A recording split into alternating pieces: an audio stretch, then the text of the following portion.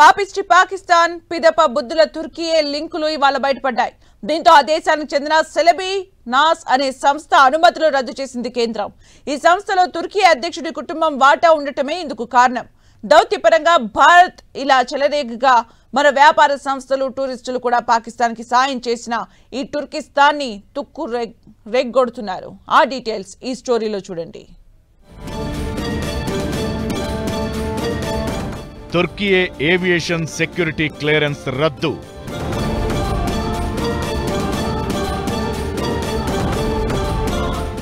బయటపడిన Pak Turkey China links.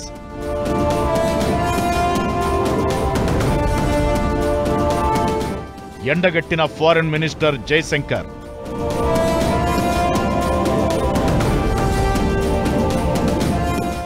Bharat దెబ్బకి ఠా అన్న తుర్కీ ముఠా.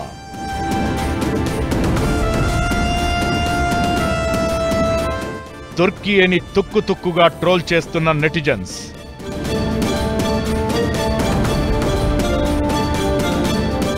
ది టెర్రరిస్ట్ రెసిస్టెన్స్ ఫ్రంట్ ని నిషేధించాలని ఐక్యరాజ్య సమితిలో డిమాండ్.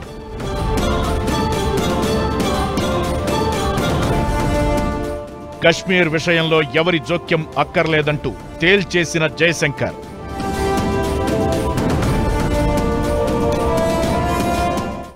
భారత్ ఓ వైపు పాక్ ని బంటరి చేయడంతో పాటు ఆ దేశానికి మద్దతుగా నిలిచిన దేశాల పని కూడా పడుతోంది. తుర్కీకి సంబంధించిన సెలబీ ఏవియేషన్ అనే కంపెనీ కాంట్రాక్టులను రద్దు చేసినట్లు ప్రకటించింది. ఈ సంస్థ ఇండియన్ ఎయిర్పోర్టుల్లో సెక్యూరిటీకి సంబంధించిన చెకింగ్స్ చూస్తుంటుంది.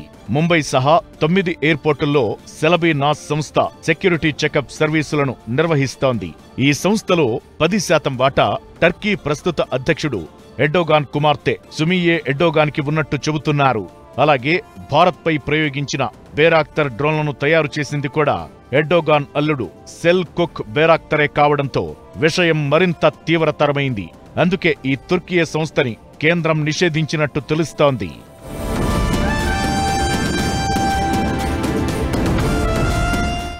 మరోవైపు కశ్మీర్ మా అంతర్గత వ్యవహారమని, ఇందులో ఎవరి జోక్యం అక్కర్లేదంటూ విదేశాంగ మంత్రి జైశంకర్ తేల్చేశారు. అలానే పాకిస్తాన్ కి తుర్కీ చైనా సాయం చేసిన వైనాన్ని కూడా ఎండగట్టారు. దౌత్యపరంగా భారత్ ఇలా వ్యవహరించగా మరోవైపు నెటిజన్లు, భారత వ్యాపార సంస్థలు తుర్కీ పని పట్టడంలో బిజీగా ఉన్నాయి. ఇప్పటికే జేఎన్యూ తుర్కీతో ఒప్పందం రద్దు చేసుకోగా అదే బాటలో జామియా, మను యూనివర్సిటీలు సాగాయి.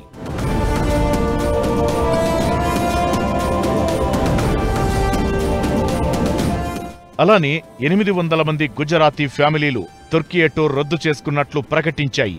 వీళ్లంతా తుర్కీలో 12 రోజుల టూర్ కోసం టికెట్లు బుక్ చేసుకుని ఏర్పాట్లు చేసుకున్నట్లు తెలిసింది.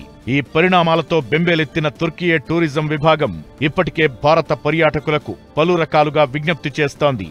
మరోవైపు ఎర్డోగాన్ మాత్రం తమ మద్దతు పాక్యనంటూ భీషణ ప్రతిజ్ఞలు చేస్తుండటంతో గతంలో చైనాకి, ఆ తరువాత మాల్దీవ్స్ కి పట్టించిన గతే ఇప్పుడు తుర్కీకి పట్టించే దిశగా భారత్ చర్యలు తీసుకుంటోంది.